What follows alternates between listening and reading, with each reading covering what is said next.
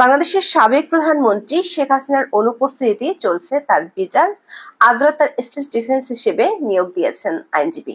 জুলাইয়ে হত্যাকাণ্ডের অভিযোগ গঠনের শুনানিতে তার পক্ষে লড়লেন সেই আইনজীবী আমিন হোসেন। 7 জুলাইয়ের শুনানিতে তিনি এমন কিছু বিষয় উত্থাপন করেছেন যেগুলো জুলাই হত্যাকাণ্ডে বিচারের ভিতকে ভবিষ্যতে প্রশ্নের মুখে ফেলে দিতে পারে। রাষ্ট্র নিয়োজিত শেখ হাসিনার আইনজীবী দাবি করেছেন 24শে জুলাই আগস্টে কোনো যুদ্ধ সংগঠিত হয়নি, যেটা ছিল সেটা হলো রাজনৈতিক বিরোধ। সে কারণে 1971 সালের মহান মুক্তিযুদ্ধে সংগঠিত যুদ্ধাপরাধের বিচারের জন্য প্রণীত আইনের অধীনে জুলাই হত্যাকাণ্ডের বিচার করা যাবে কি না তা নিয়ে প্রশ্ন তুলেছেন এই আইনজীবী। এই প্রশ্নটির সাথে এমন কিছু সাংবিধানিক ব্যাখ্যা জড়িত যেটি আন্তর্জাতিক অপরাধ আদালতের আইন সংশোধনের এখতিয়ারকেও প্রশ্নবিদ্ধ করবে। বিস্তারিত জানতে চলুন যাওয়া যাক বিশ্লেষণে।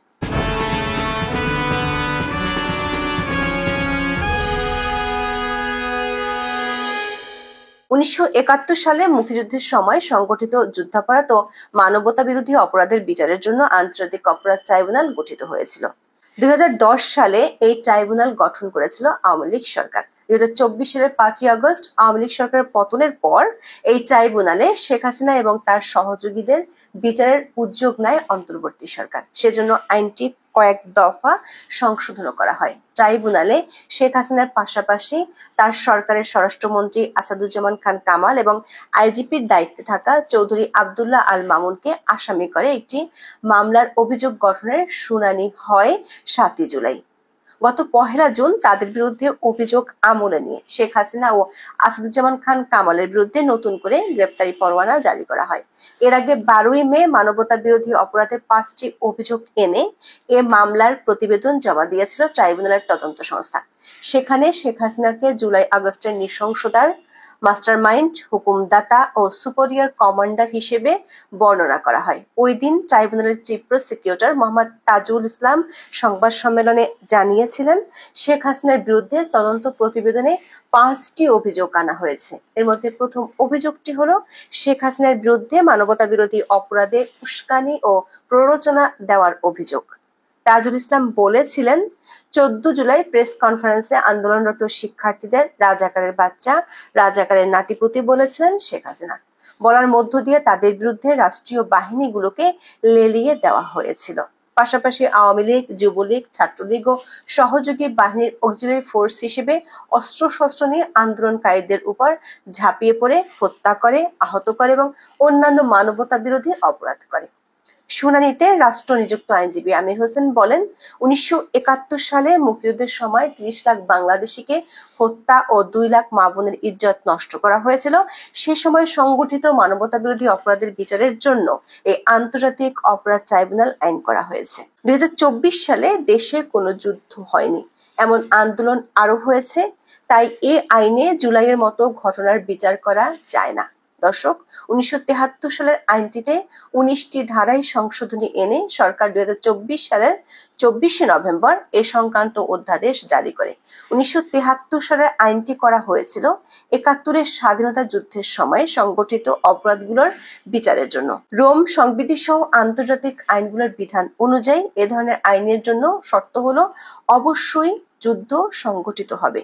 কোন সাধারণ রাজনৈতিক বিরোধ সংঘাতকে এই আইনের আওতায় দেখার সুযোগ নেই বলে মনে করেন বিশেষজ্ঞরা। এই প্রশ্নটি মূলত আদালতে তুলেছেন আইনজীবী আমির হোসেন। 1973 সালের আইনটিতে যুদ্ধাপরাধের সাথে জড়িত থাকার জন্য সেনা, নৌ ও বিমান বাহিনীর সদস্যের বিচারের কথা বলা ছিল, কিন্তু অন্তর্বর্তী সরকারের সংশোধনীতে বর্তমান সময়ে দেশের সব বাহিনীকে অন্তর্ভুক্ত করা হয়েছে। এই সংশোধনীর আরেকটি বড় ব্যত্যয় আছে, যাকে আইনের ভাষায় বলা হয় ডক্ট্রিন অফ কালারেবল লেজিসলেশন বা ফ্রড অন দ্য কনস্টিটিউশন অথবা সংবিধান জালিয়াতির মতবাদ। এটি বোঝার জন্য আমাদের প্রথমে যেতে হবে সংবিধানের 93 অনুচ্ছেদের 1 নম্বর ধারায়, যেখানে বলা আছে, সংসদ ভেঙে যাওয়ার অবস্থায় অথবা অধিবেশন না থাকলে রাষ্ট্রপতির কাছে সন্তোষজনকভাবে প্রতীয়মান হলে তিনি অধ্যাদেশ প্রণয়ন ও জারি করতে পারেন। তবে ধারাটিতে 3টি শর্ত দেয়া আছে। এই শর্ত 3টির মূল কথা হলো, সংসদ না থাকলে রাষ্ট্রপতি এমন কোনো অধ্যাদেশ করতে পারেন না যেটি সংবিধানের অধীন সংসদের আইন দ্বারা আইনসঙ্গতভাবে করা যায় না এবং সংবিধানের কোনো বিধান পরিবর্তিত বা রহিত হয়ে যায়। অর্থাৎ সংসদ না থাকলে সংবিধানের 93 অনুচ্ছেদ অনুযায়ী রাষ্ট্রপতির অধ্যাদেশ জারির ক্ষমতার সীমাবদ্ধতা আছে। অর্থাৎ রাষ্ট্রপতি চাইলেই সব বিষয়ে অধ্যাদেশ জারি করতে পারেন না। স্পষ্টভাবে বললে দুটো বিষয়ে রাষ্ট্রপতি অধ্যাদেশ জারি করতে পারেন না। একটি হলো সাংবিধানিক কোনো বিধান পরিবর্তন করতে পারেন না, আরেকটি হলো এমন কোনো অধ্যাদেশ জারি করতে পারেন না যেটি সংসদীয় আইনের স্থায়ী বিকল্প হিসেবে কাজ করে। অন্তর্বর্তী সরকার 2024 সালের 24শে নভেম্বর যে অধ্যাদেশটি জারি করেছে সেখানে বলা হয়েছে সংশোধনীটি 2009 সালের 6 জানুয়ারি থেকে কার্যকর হবে। আইনের ভাষায় একে বলা হয় রেট্রোঅ্যাক্টিভ এফেক্ট, অর্থাৎ পূর্ববর্তী প্রভাবসহ অধ্যাদেশটি জারি করা হয়েছে। এখানে অধ্যাদেশটি সংবিধানের 93 অনুচ্ছেদের বিধানের সঙ্গে সাংঘর্ষিক, যেখানে বলা হয়েছে সংসদ না থাকা অবস্থায় কোনো অধ্যাদেশ এমন কোনো বিধান তৈরি করতে পারে না যা সংসদের কোনো আইন দ্বারা এই সংবিধানের অধীনে আইনত কার্যকর করা যায়নি। বিষয়টি আরেকটু পরিষ্কার করা যাক। সংবিধানের 3য় ভাগে 26 থেকে 47 অনুচ্ছেদে মৌলিক অধিকারগুলো তুলে ধরা হয়েছে। সংবিধানের 7 অনুচ্ছেদের খ ধারা অনুযায়ী কোনো অধ্যাদেশ দিয়ে সংবিধানের 3য় ভাগের কোনো অনুচ্ছেদ বাতিল এবং এর বিরোধী কোনো কিছুই রাষ্ট্রপতি জারি করতে পারেন না। এখানে আইসিটি আইনের সংশোধনীর জন্য যে অধ্যাদেশ জারি করা হয়েছে সেটি সংবিধানের মৌলিক অধিকারের 35 অনুচ্ছেদের 1 নম্বর ধারার সুস্পষ্ট লঙ্ঘন। ধারাটিতে বলা হয়েছে অপরাধের দায়যুক্ত কার্য সংগঠনকালে বলবৎ ছিল এমন আইন ভঙ্গ করার অপরাধ ছাড়া কোনো ব্যক্তিকে দোষী সাব্যস্ত করা যাবে না এবং অপরাধ সংগঠনকালে বলবৎ সেই আইন বলে যে দণ্ড দেয়া যেতে পারত তাকে তার বেশি বা তার থেকে ভিন্ন দণ্ড দেয়া যাবে না। আইসিটি আইনের সবশেষ সংশোধনী অনুযায়ী 2009 সালের 6 জানুয়ারি থেকে বিগত আওয়ামী লীগ সরকার আমলে হওয়া গুম খুনের ঘটনা ও জুলাই হত্যাকাণ্ডগুলো বিচার এই আইনের অধীনে করা যাবে। অথচ সংবিধানের 35 অনুচ্ছেদের 1 নম্বর ধারা বলছে যেহেতু এটি মৌলিক অধিকার তাই অপরাধ সংগঠনের সময় যে আইন ছিল সে আইন দিয়ে বিচার করতে হবে। 1973 সালের আন্তর্জাতিক অপরাধ ট্রাইব্যুনাল আইনটি প্রণীত হয়েছিল আন্তর্জাতিক আইনের অধীনে 1971 সালের মহান স্বাধীনতা যুদ্ধে গণহত্যা, মানবতা বিরোধী অপরাধ, যুদ্ধাপরাধ এবং অন্যান্য অপরাধের জন্য ব্যক্তিদের আটক, বিচার ও শাস্তি দেওয়ার জন্য।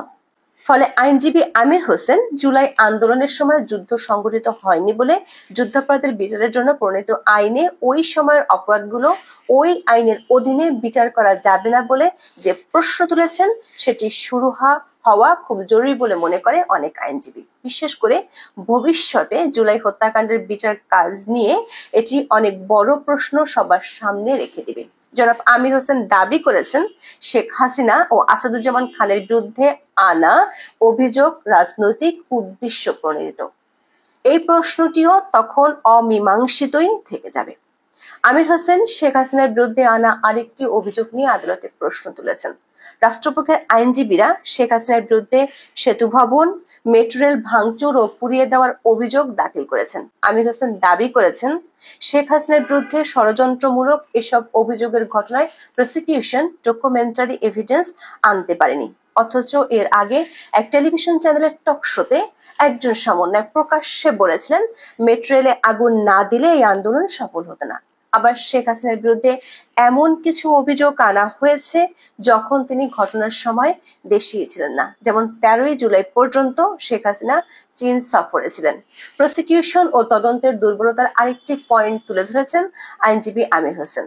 যারা আন্দোলন চলাকালীন নিহত হয়েছেন তাদের শ্রোথাল ময়নাতদন্ত করতে দেওয়া হয় নাই, প্রসিকিউশন আনায় এমন অভিযোগ খণ্ডন করেছেন শেখ হাসিনার পক্ষে রাষ্ট্র নিয়োজিত আইনজীবী আমির হোসেন। তিনি বলেছেন এরকম কোনো প্রমাণ প্রসিকিউশন দেখাতে পারেনি। একই সাথে ওয়াইডস্প্রেড ও সিস্টেমেটিক ভাবে মানবতা বিরোধী অপরাধ সংগঠিত হয়েছে প্রসিকিউশন এমন অভিযোগ মিথ্যা বলে শুনানিতে উল্লেখ করেছেন আইনজীবী আমির হোসেন।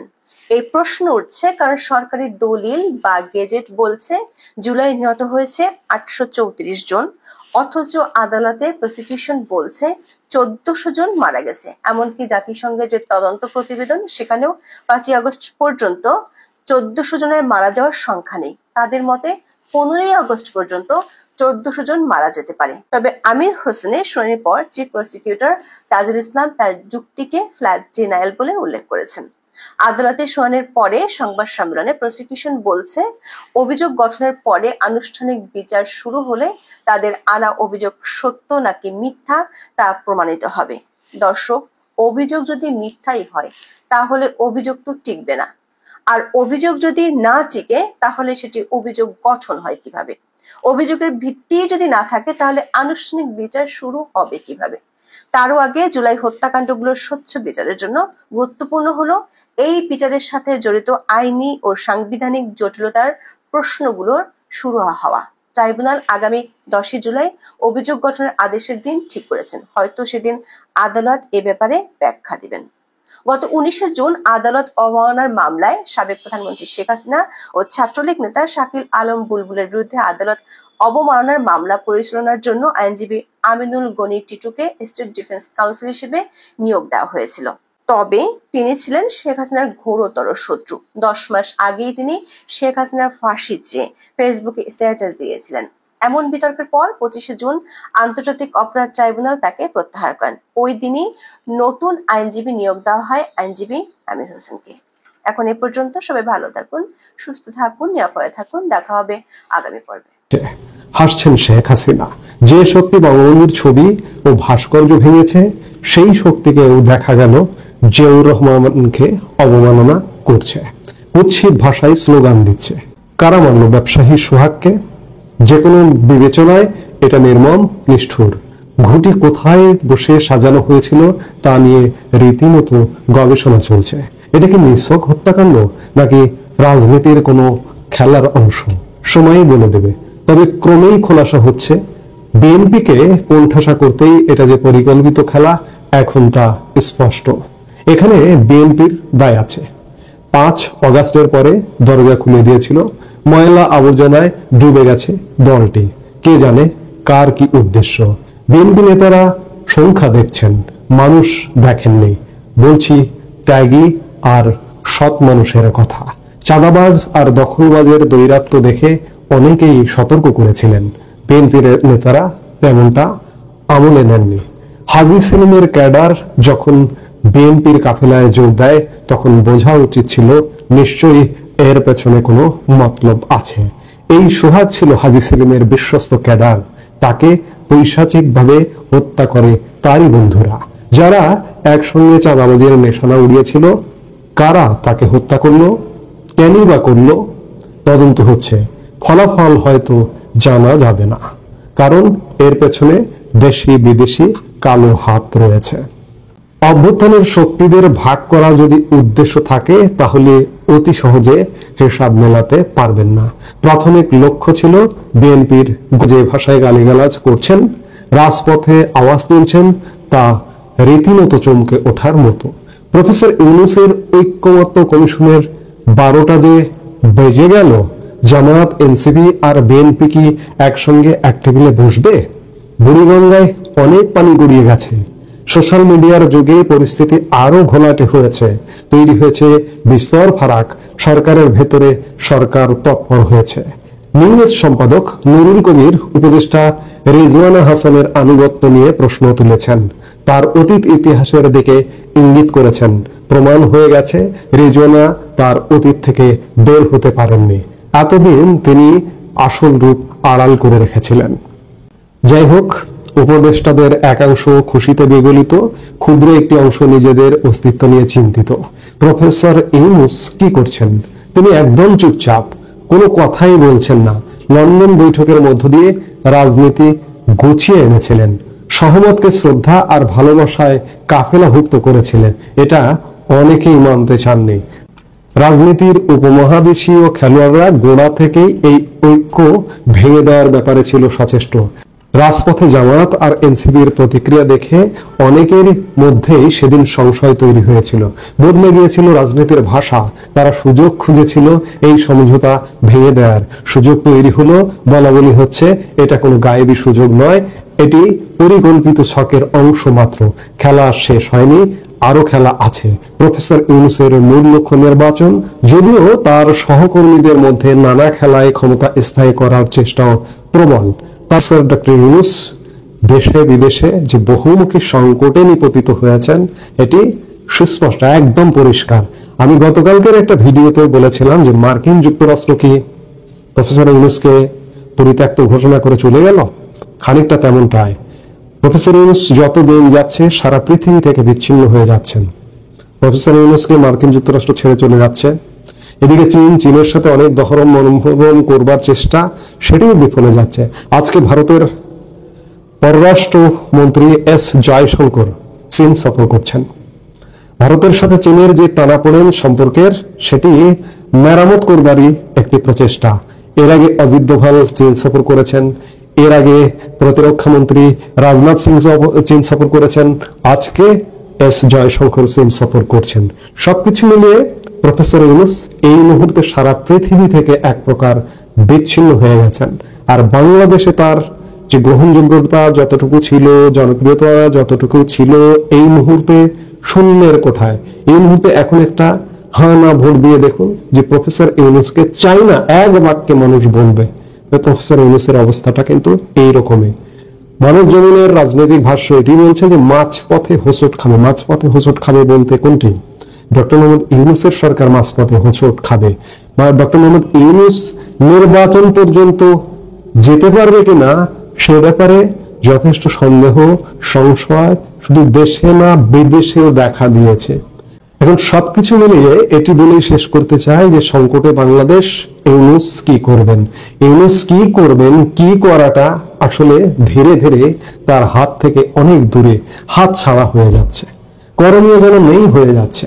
সে জায়গায় আজকের সময় এসে, আজকে যে মুহূর্তে কথা বলছি মধ্য জুলাই, সেই মুহূর্তে মনে হচ্ছে যে ডক্টর ইউনূস কোনোভাবে নির্বাচন পর্যন্ত কন্টিনিউ করতে পারবেন না। তার আগেই বাংলাদেশে আবার আরেকটি কোনো একটি ঘটনা ঘটে যাবে বলে প্রতীয়মান হচ্ছে।